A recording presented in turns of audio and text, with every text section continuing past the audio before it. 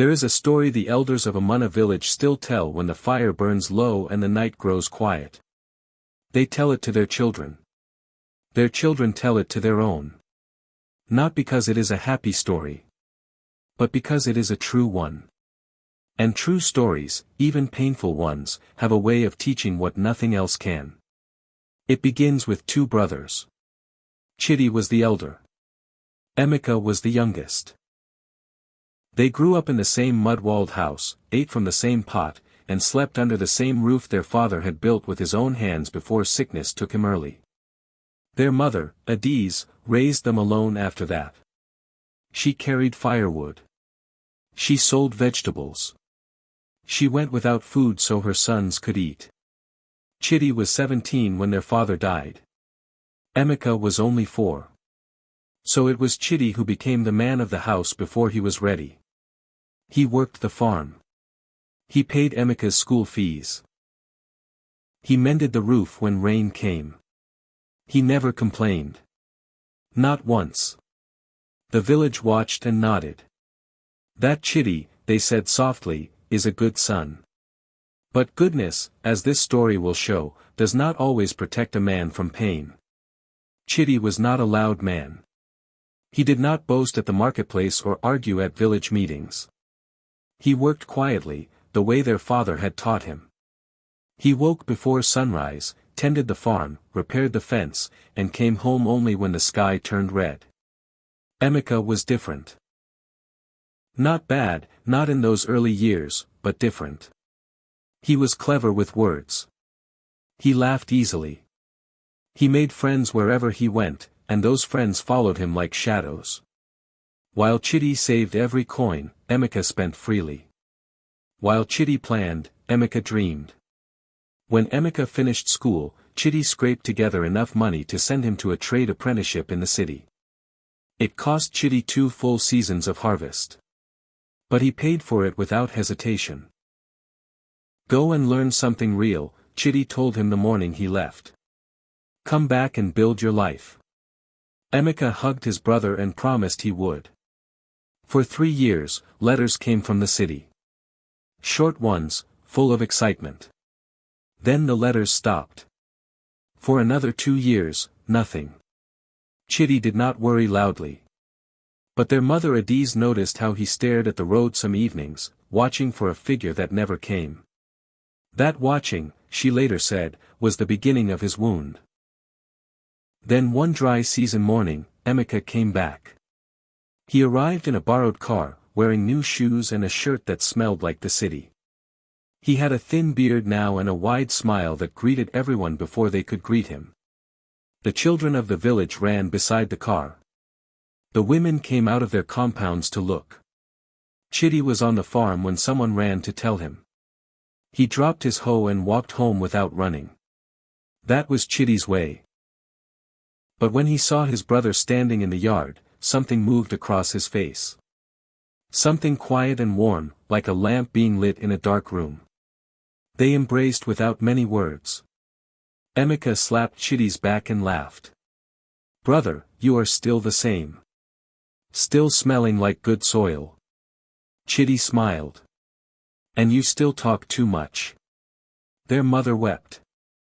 She held Emika's face in both hands and looked at him for a long time, as if checking whether the city had changed something deep inside him. Later that evening, they sat together and ate. Emika told stories about the city. Chitty listened. But Adiz, whose eyes had seen much, was very quiet. She watched her younger son carefully. And something she saw made her heart feel uneasy. Emika stayed. That was the first surprise. Everyone expected him to visit for a week and return to the city. Instead, he unpacked his bag slowly and settled back into the old room like a man with nowhere else to go. Chitty asked him no questions. He simply made space. The second surprise came a month later. Emika began talking about the land. Not casually, not in passing. He talked about it the way a man talks about something he has already decided. He walked the farm early in the mornings. He spoke to neighboring farmers about prices. He asked Chitty how much yam the land produced per season. Chitty answered everything honestly. That was his nature. But one evening, Emeka sat beside him and said something that changed the air between them. "Brother," he said quietly. "You know that our father left no written will." Chitty looked at him. "The land belongs to both of us," Emeka continued. "But I have been thinking. I am back now. I should take my share." Chitty said nothing for a long moment. Then he said, "Let us talk about this properly." But Emeka had already spoken to 2 men in the village. And those 2 men had already begun repeating his words. The seed had been planted. Word moved through Amana the way smoke moves through a room. Quietly, then everywhere. People said Emeka was claiming the land. Some said Chitty had refused to share. Others said there was a document, an old agreement, something written by the father before he died. Nobody could agree on what was true, but everybody had an opinion. The marketplace became loud with it. Women discussed it while selling tomatoes. Men argued about it under the big umbrella tree near the road. Chitty heard the rumors and felt something twist in his chest. Not anger. Something older and quieter than anger. The feeling a man gets when he realizes the ground beneath him has shifted without warning. He went to his mother. Adiz was sitting outside her door, shelling beans. She did not look up when Chitty sat beside her. "Mama," he said. "Did you know Emeka was planning this?" She was quiet for a moment. Then she said, "I saw something in his eyes when he came back. Something I did not want to name." Chitty looked at his hands. The same hands that had repaired the roof, planted the yam, paid the school fees. "Did I do something wrong?" he asked. Adiz finally looked at him. "No, my son," she said softly. "But doing right does not make you safe." 3 days later, Emeka went to the village council. He did not go alone. He brought 2 men with him. One was his old school friend, Obiora, who had returned to the village the previous year and already had a reputation for cleverness that bent in the wrong direction. The other was an older man named Dyke, who people respected but who also owed Emeka a favor nobody talked about openly. Emeka stood before the council elders and spoke calmly and carefully. He said that their father's land had never been properly divided. He said that as children of the same father, both brothers had equal rights. He said Chitty had been farming the entire land alone for years and had made no arrangement to share. The elders listened. Chitty was not there. Nobody had told him the meeting was happening. That detail, small as it seemed, would later become very important. One of the elders, old Matsi Agbana, stroked his chin slowly and asked Emeka a question. "Where is your brother now?" "On the farm," Emeka said. "Where he always is." Matsi Agbana said nothing more that day. But that night, he sent his grandson to find Chitty with a message. "Come to the council house tomorrow morning. There is something you need to hear." Chitty did not sleep well that night. He lay on his mat and stared at the ceiling and thought about his father. He could still remember the old man's voice, rough and warm like firewood. He remembered how his father used to walk the farm at dawn, touching the soil with his bare feet, as if greeting it. "This land is not just ground," his father had told him once. "It is the place where your grandfather was buried. It carries the names of people who came before us." Chitty had never forgotten those words. Now, lying in the dark, he asked himself a question he had been avoiding for days. Would his brother truly take the land? The land their father's hands had shaped. The land Chitty had bled and sweated over for 15 years. He did not want to believe it. But the meeting tomorrow was real. And the look on Emeka's face when he spoke about division, that look had been real too. Before sunrise, Chitty rose quietly and walked to the farm. He stood at the edge of it in the gray morning light and looked across the rows of yam mounds and the cassava that was almost ready for harvest.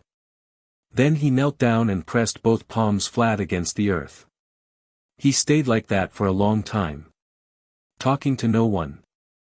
Or perhaps talking to everyone who had ever lived here before him. The council house was full by morning. Not just the elders.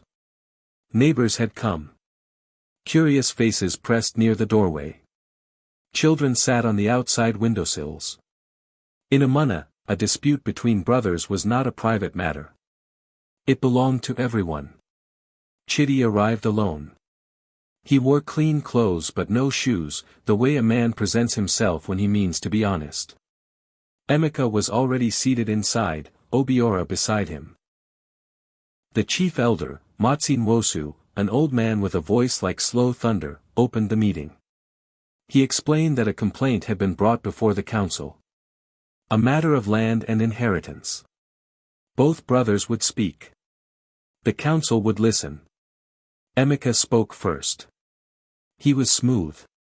He cited their father's name with respect. He spoke of family unity. He said he was not asking for everything, only what was fair. He said Chitty was a good man, but that good men sometimes hold on to things without realizing it. People nodded. Some of them. Then Matsi Nwosu turned to Chitty. Chitty sat forward. He looked at the elders one by one. Then he said something nobody expected. Before I speak about the land, he said slowly. I want to ask my brother one question. The room went very still. Emeka blinked. Ask, said Matsi Nwosu. Chitty looked directly at his brother. Emeka, he said calmly. In the 5 years you were away. Did I ever stop sending money to Mama? The room waited. Emeka said nothing. Chitty continued. Did I let the farm die? Did I sell any portion of it? Did I touch the small plot that Papa set aside near the river, the one he said was for the family, not for sale? Still nothing from Emeka. Chitty turned to the elders. I am not here to fight my brother, he said. I raised him. I paid for his schooling. I watched this land alone for 15 years. Not because I wanted it for myself. Because our father asked me to hold it for the family. He paused. If Emeka wants his share, I will give it. But I want this council to first hear the full story. Not just the piece my brother chose to tell. Matsi Agbana leaned forward. He was the eldest man in the room, older than the chief elder, quiet and careful. What part of the story, he asked slowly, has not been told? Chitty reached into the cloth folded on his lap. He placed something on the table in front of the elders. It was a small bundle of papers, worn at the edges and tied with twine. Nobody in the room had been expecting that. The papers passed slowly from hand to hand among the elders. The room was so quiet that people outside pressed closer to the windows, trying to hear.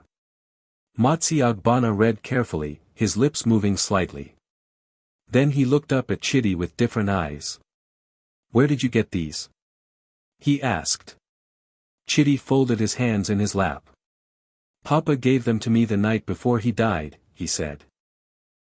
He made me promise not to use them unless I had no other choice. He said, let your brother come home first. Give him a chance to be a man. Only bring these out if things go wrong. Emeka shifted in his seat.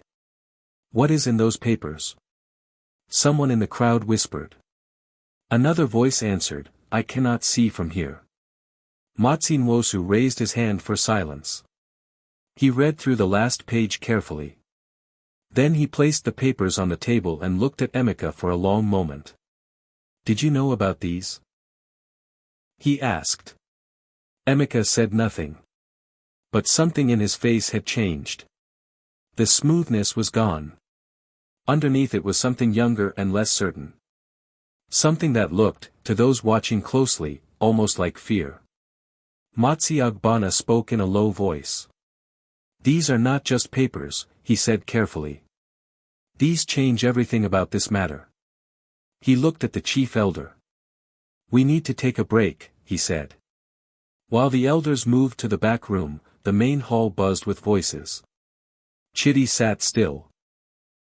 His hands were folded. His face showed nothing.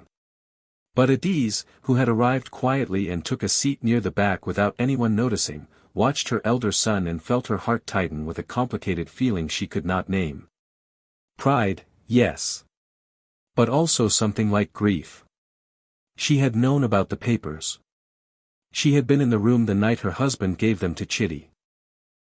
She had watched from the doorway as the dying man pressed them into their eldest son's hands and spoke in a voice barely above breath. She had kept the secret for 15 years.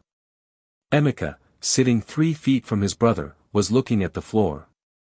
Obiora leaned toward him and whispered something. Emeka shook his head slightly. Across the room, old Dyke, the man Emeka had brought as support, quietly stood up and walked outside. He did not come back. One of the younger council attendants brought water. Chitty accepted his cup but did not drink. Emeka did not take his at all.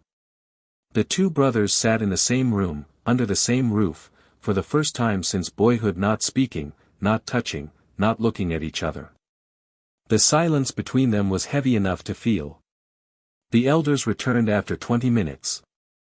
Matsi Nwosu sat down heavily, the way old men sit when they are carrying something difficult. The others arranged themselves quietly.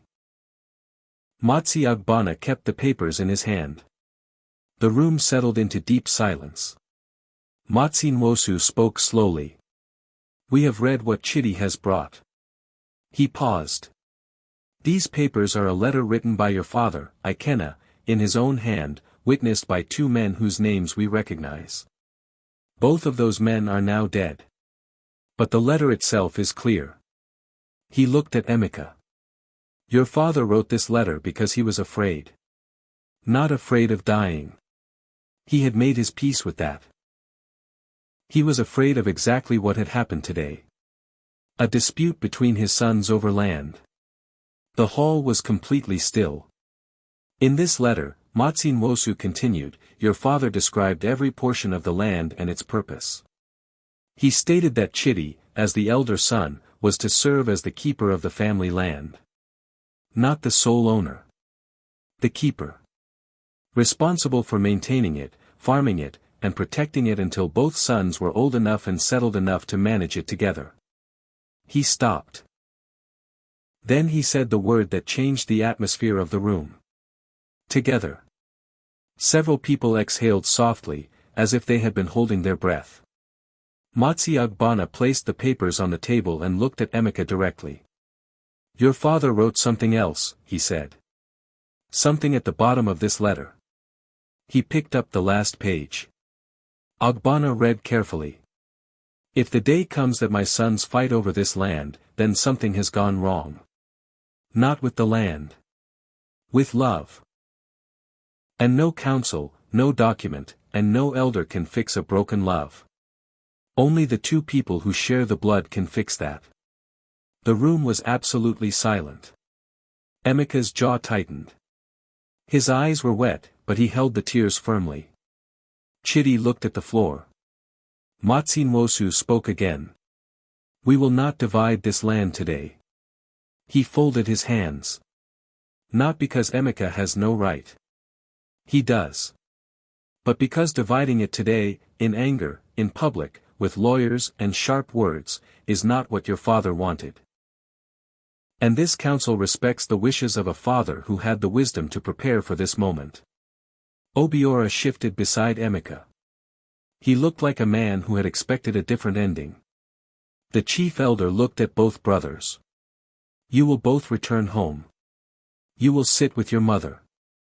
And in 7 days, you will come back, not to argue, but to decide together." He let that settle. "The matter," he said, "is not finished. But it is also not what you came here thinking it was." The walk home from the council house was one of the longest of Chitty's life. People greeted him as he passed. Some touched his shoulder. Others simply nodded. In Amana, a nod from an elder carried more meaning than a paragraph of words.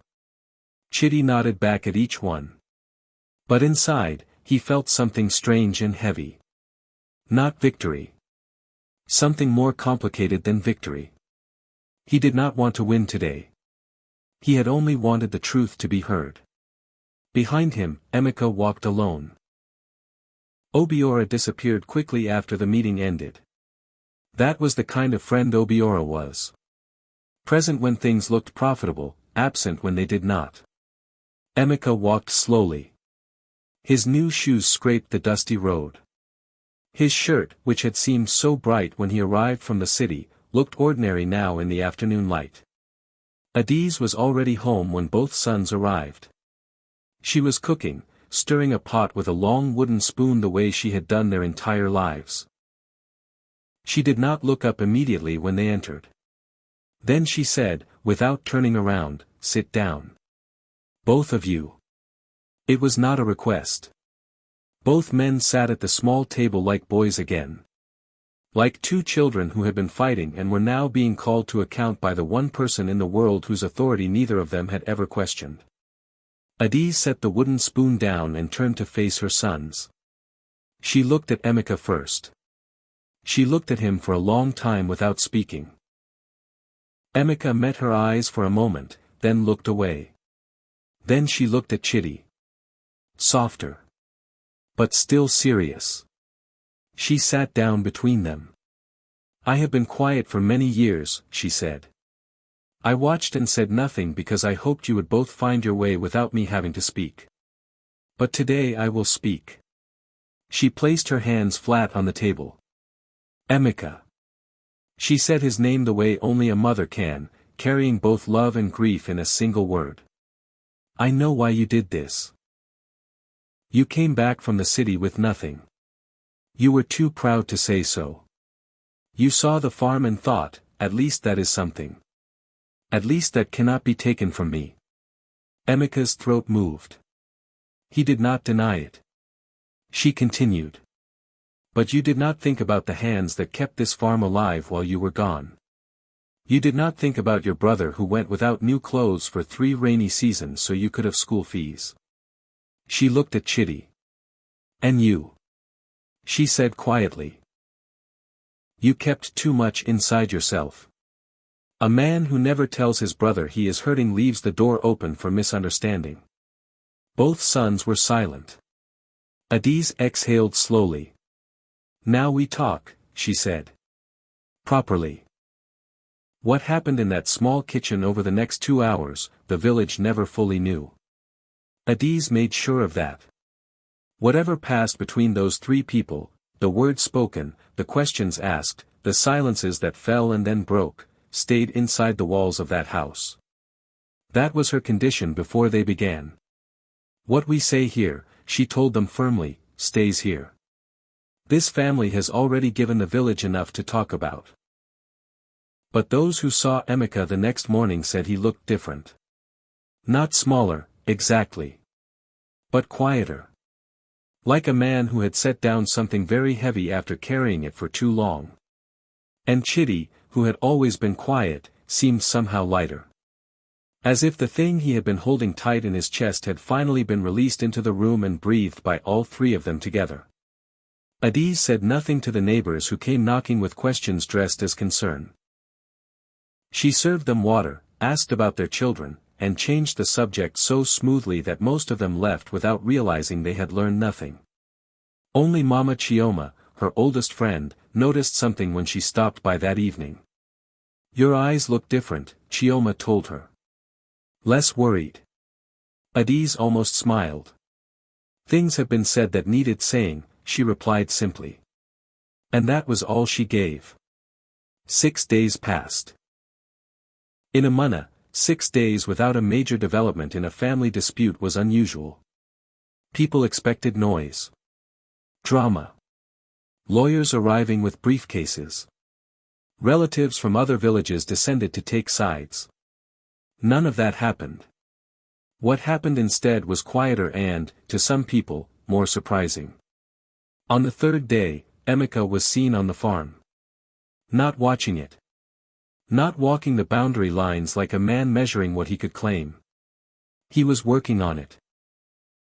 He had borrowed a hoe from a neighbor and was digging alongside the hired farmhand Chitty paid every season. People stared. By the fourth day, Chitty was working beside him. They did not talk much at first. They worked in the way men who have grown up doing the same labor work. Efficiently, quietly, with a rhythm that did not need words to function. On the fifth day, a neighbor named Ugochi brought them food in the field. She set it down between them and left quickly, afraid to interrupt something she did not fully understand but could feel was fragile. The brothers ate from the same pot. Just like when they were boys. Ugochi told her husband about it that night, her voice low with something like wonder. "Those two," she said. "Something changed. I cannot explain it, but something changed." The seventh day arrived. The council house was full again. Even fuller than before. Word had spread about the letter, about the father's handwriting, about the 7-day instruction to return. The village was waiting to see what the brothers would decide. Chitty and Emika arrived together. That alone made the room shift. People who had been expecting a second battle sat up differently when they saw the two men walking side by side. Emika's face was calm. Chitty's was its usual quiet self. Adiz sat in the back again. This time Mama Chioma was beside her. Matsin Wosu opened the meeting. 7 days ago, he said, we asked two brothers to go home and decide together. He looked at them. Have you decided? Chitty nodded slowly. He looked at Emika briefly. Emika gave a small nod. Chitty spoke first. The land will not be divided, he said. Not now. Not into two separate portions with a fence between them. He paused. We have agreed to farm it together. Emika will take responsibility for the eastern section. I will manage the western side. The income will be shared equally after expenses. The room murmured quietly. Emika spoke next. His voice was steady, but it cost him something. Everyone could hear that. I want to say something in front of this council and this village, he said. And I want my brother to hear it clearly. Emika looked at his hands for a moment. Then he looked up. I was wrong, he said. The room became very still. Not just about the land. He continued. About how I came back. About what I expected to find. I left this village years ago and I told myself I would return successful. But I came back with nothing except pride. And when pride has nothing to stand on, it looks for something to claim. Several elders nodded slowly. My brother kept this land, Emika said. He kept our mother fed. He kept our father's name from becoming a shame. And I came back and tried to take the one thing he had given everything to protect. He stopped. Chitty was looking at the floor. His jaw was tight. Emika continued. I also want to say something that I have never said. Not once in my whole life. He looked directly at Chitty. Thank you.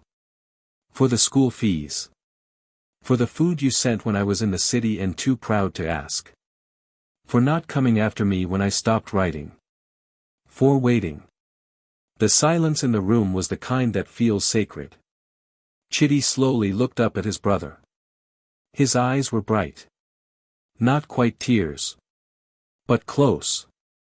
He said nothing. But he reached across the small space between them and placed his hand briefly on Emika's arm. That was enough. Matsiagbana spoke after a long pause. He was the oldest man in the room, and when he spoke, even the chief elder listened. I have sat in this council house for 40 years, he said quietly. I have heard land disputes that destroyed families. Brothers who never spoke again. Children who grew up not knowing their cousins because their fathers fought over boundaries. He looked at the two brothers. What I am seeing today is not common. He paused. Most men do not find their way back once pride has spoken. But these two have. And their father, wherever he is resting, did something wise. He did not just leave land. He left a letter that gave his sons a chance to remember who they were to each other. He turned to address the room. "Let everyone here take note," he said. "The dispute is settled not because one brother won, but because both brothers chose each other over the land." He looked back at Chitty and Emika. "Go home. Farm together. Grow old as brothers. And when your children sit under that same roof one day, tell them this story. Tell them what almost happened. And tell them what your father's wisdom prevented." Matsumoto rose and closed the meeting. Outside, the afternoon sun was bright and warm. The kind of light that makes familiar things look new. News of what happened in the council house spread through Amana before evening. But it spread differently this time. Before, the whispers had been sharp, the kind that cut. Now they were softer. People told the story with a different feeling. Some shook their heads in quiet amazement. Some felt something loosen in their own chests, some old unspoken disagreement with a sibling or cousin that suddenly felt smaller. Obiora, who had helped Emika plan the original complaint, was nowhere to be found for several days. When he finally reappeared at the marketplace, people greeted him coolly. Not cruelly, but coolly.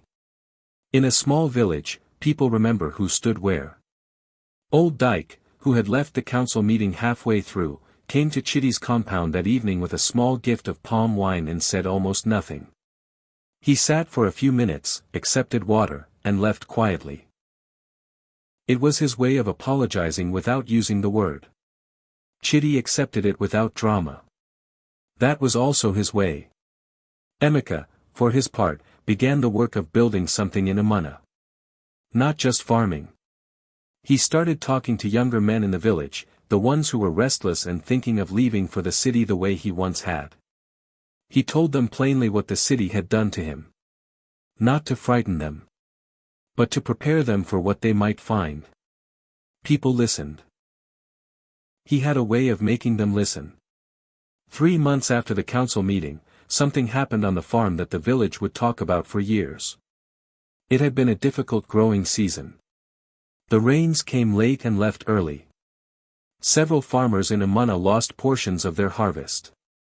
Worry spread through the village like a slow illness. But Chitty and Emika's farm survived. Not just survived. It produced well. The reason, people later realized, was simple. Chitty knew the land. He knew which sections held water longest after rain and which drained too quickly. Emika, who had spent years in the city, had brought back knowledge of a different kind. He had worked briefly near a farming cooperative and had learned about planting intervals and soil treatment. Together, without planning it consciously, they had used both kinds of knowledge.